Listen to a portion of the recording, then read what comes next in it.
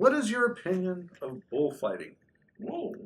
I don't want to come off as a moralizing Yank, but it seems to me that the practice violates the Church's teaching on animals. Reference the Catechism of the Catholic Church, 2415 to 2418. I know it is an ancient Iberian practice, but what do you make of it?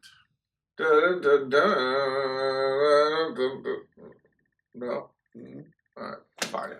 What do I make of it? Well, firstly, North Americans, in my opinion, this, Patty, this isn't for you, this is a general comment. North Americans, in my experience, are horrified by the barbarities of bullfighting, but don't see anything wrong with boxing. Now, to me, the sort of almost ballet-like movements of the bull and the corridor, which, by the way, in Portuguese bullfighting is non-lethal to the bull, just so you know.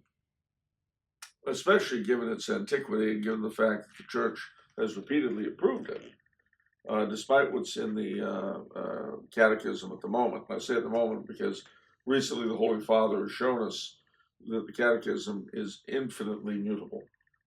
It can be changed anytime you want to, so I wouldn't rely on the Catechism really for anything unless you look up the references.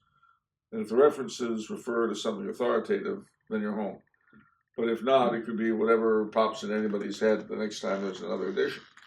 But as I say, North Americans don't seem to have a problem with boxing, but think bullfighting is barbarous.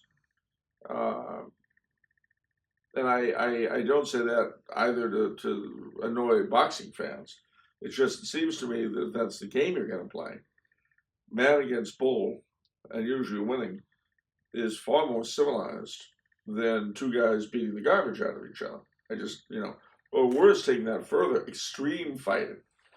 That everyone, and worse yet, watching it. These blood-crazed people looking at the equivalent of Fight Club. That's okay, but bullfighting's barbarous. No. But the thing you got to bear in mind, though, about the Church's teaching on animals is that while it's against, the Church is very much against unwarranted cruelty to animals, but it's not because the animals have rights.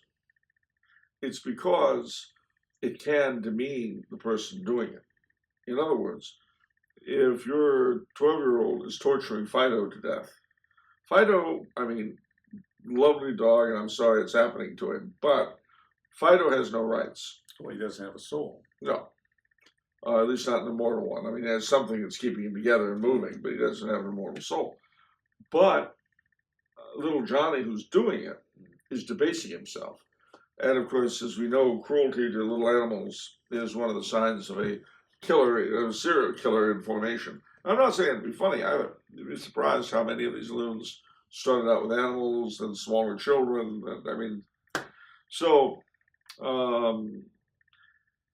We have to avoid anthropomorphizing animals. And don't get me wrong. I grew up with pets. I loved every dog I've ever had. I've loved every cat I've ever had. But if I had a choice between saving my nephew, or forget my nephew, if I had a choice between saving my neighbor next door or Fido during when the apartment house goes up in flames, I'm afraid Fido's toast. Mm-hmm.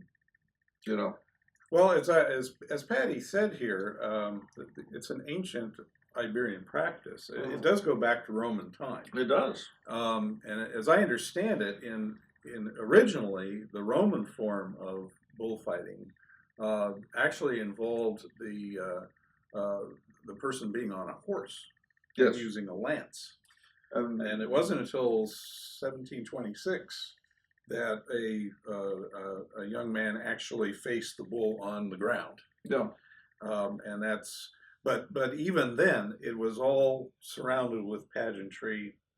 And there were also the bull runs. In fact, it's the corrida, the toros. It's the running of the bulls is all. We don't know what it's like being in a culture that is immersed in animals. The closest we come to it are rodeos. Yeah. And there's a whole rodeo circuit. I just saw a movie about this fellow who gets severely damaged. You know, bronco buster, or not bronco busting, bull busting. You know, and that happens a lot. But again, you're right. We're not used to this. For us, and this is where PETA and guys like that get all excited. For us, animals, we see animals first as pets.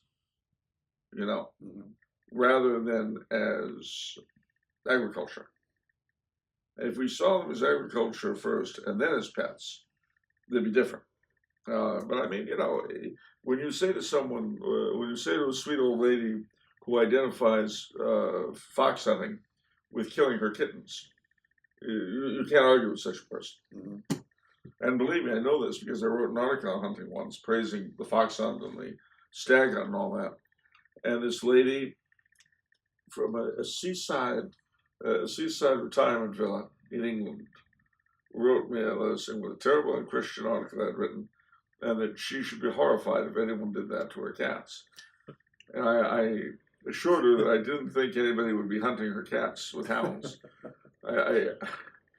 But you see, we're so subjective. It's all about how we feel, our emotions. You know, oh, those fox hunters are terrible. How could you do that to little Fluffy? They're not doing it to little Fluffy. How many chickens does little Fluffy kill a year? 0! Maybe a few songbirds. But anyway, you get the idea. Yeah. So, you got anything more on that, Prof? No, other than the Catechism of the Catholic Church does mention this. It does. Okay. At the moment. It must be the first catechism to ever mention cruelty to animals. Yeah. As a moral wrong, because catechisms are generally concerned with the salvation of souls, immortal souls. Well, that was when we had them to be saved. Oh, I see. Now it's not. Now we do. Anyway. Everyone is saved by virtue of being born, so it doesn't matter. I see.